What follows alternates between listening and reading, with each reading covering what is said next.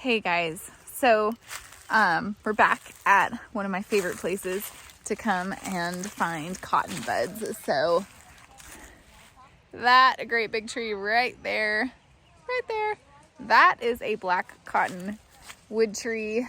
Let me show you. Let's see here. I'll take you back to my stash. We've done this every year. I have a video I posted on it last year. I'll leave that at the end of this video for you if you want to check that out. It's got lots of details. This is what we're after today, is these cotton buds. I have never been out here this late in the season. I'm actually surprised we're even finding any at all because our weather has gone from there being so much snow on the ground we couldn't even get back here to hot 70s and like in a flash. But Mom, so last year I posted a couple of different videos trying to find something called Usnea. Now I got a cajillion questions messaged to me, emailed to me, texted to me, asked during some herb walks that we were leading, and I had never really messed with Usnea before. So I looked around, and something that grows around here, and of course now that I want to find this that I found everywhere last year, can't find any right now. When I find it, I will show you.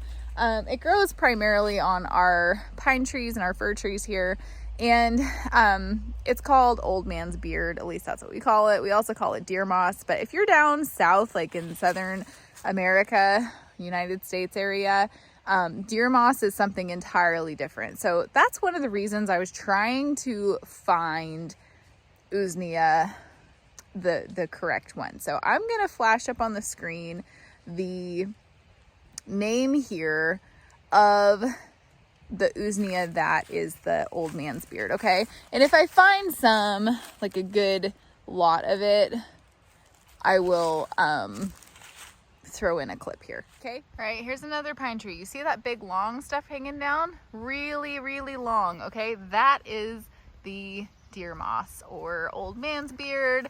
It's another kind of Usnea, right? But it's not the one we want.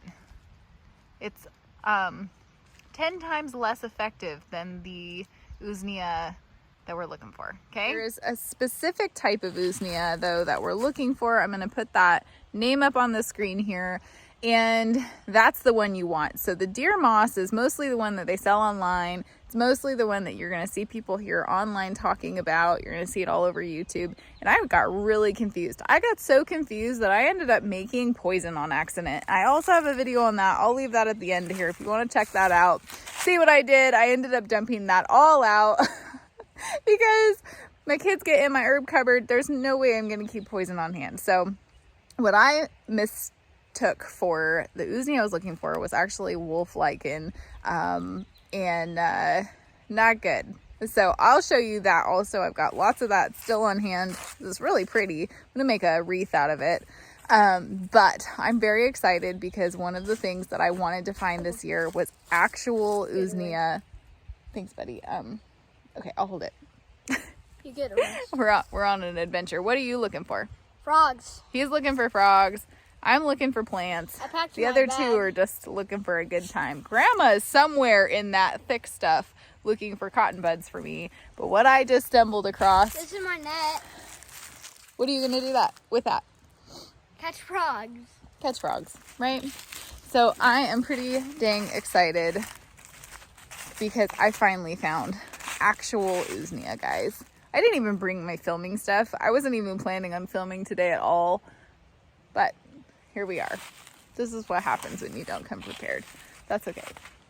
So all over this dead branch right here, this tree, we've got a hawthorn kind of all in there. I'm not sure. Maybe it looks like an aspen that's fallen down, and all over this right here, pardon the Izzy, he's done with his drink, is the actual Usnea. Now, you know how I know?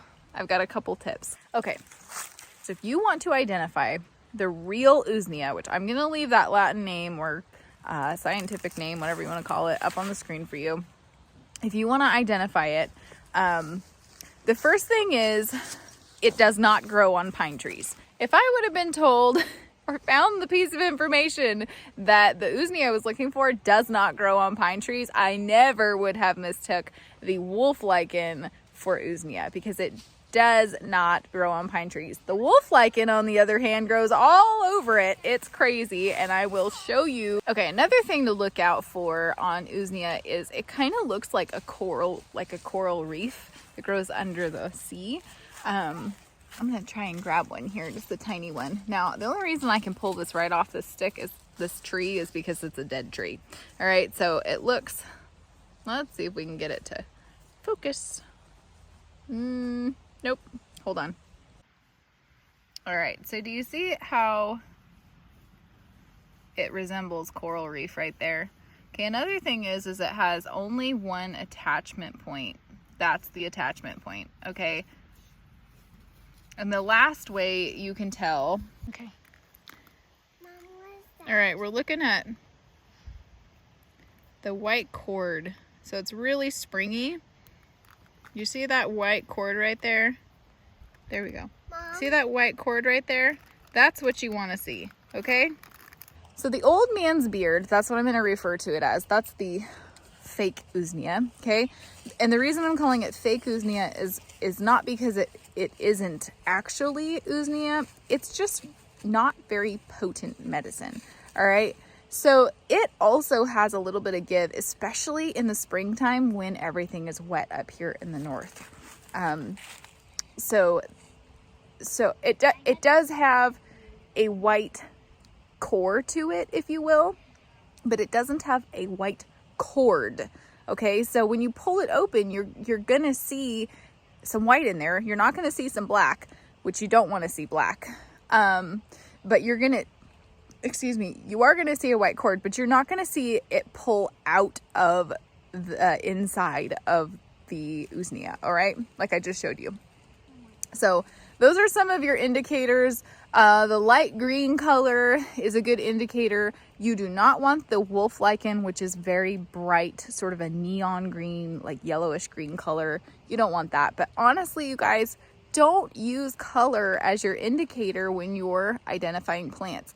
It can kind of help you, but it's not, it isn't the thing to go by. All right. So really, for me, the main identifier is that this Usnea that I've been looking for, it doesn't grow on pine trees. So this one, like I said, is growing all over this dead aspen and kind of on this hawthorn here.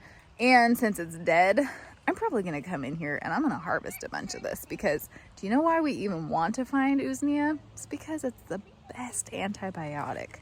That is right. You want to make a homemade antibiotic? This is your stuff. All right, so there's another thing here. This is called oak moss. Okay, it also has one attachment point, but it's completely different than the Usnea right here, all right? So, let's start this foraging season off with finally correcting something that happened. If you did not witness my epic public fail, go check it out. Why not?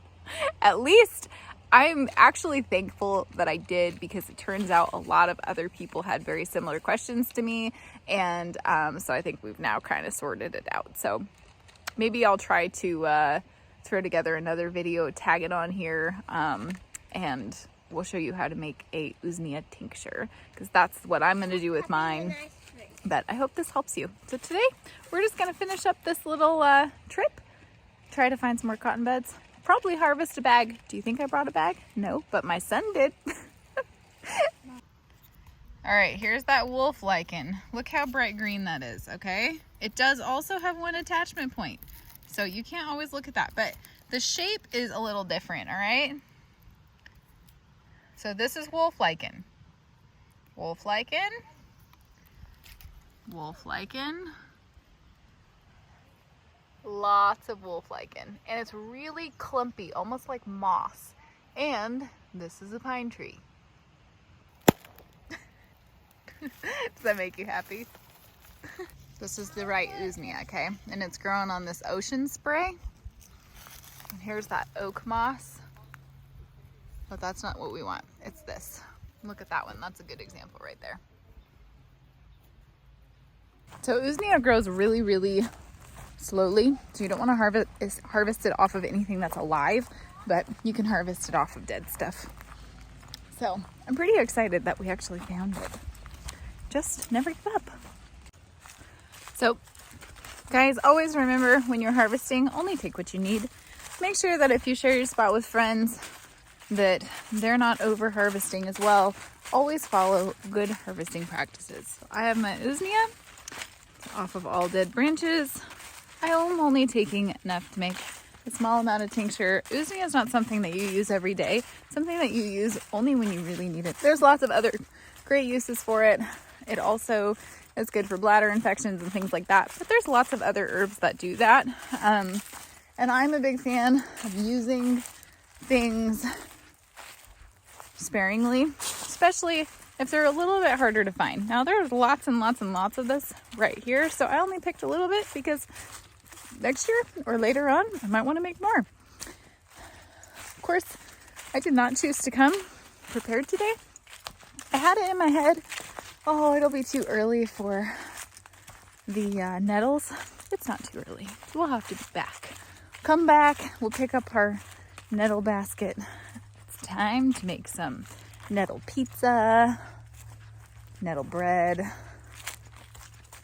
and that means that the morel mushrooms, they're going to be here soon too. When we harvest the cotton buds, we do the same thing. We just look around the base of the trees. Here's the cotton bud trees right here, this guy right here, and then here's some fallen down branches. So this is what we're after right here. Here's the stinging nettles. We'll come harvest, and what we'll do is we'll just take the top portion probably in another week or two.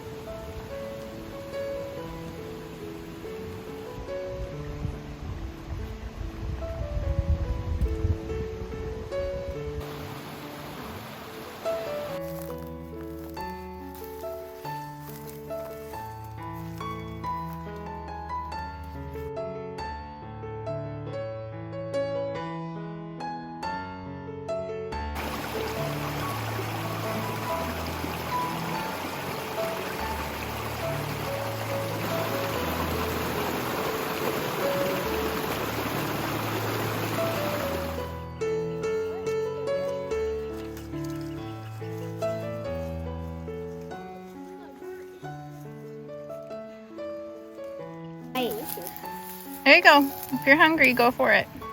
Are you? Yep, here we go. Oh, Grandma's hungry. And we've been hiking around for a long We're time. on the cob. I thought it was a corn dog. Eat it. We're gonna find some more cotton buds. I hope you guys have a great day. Learn and grow.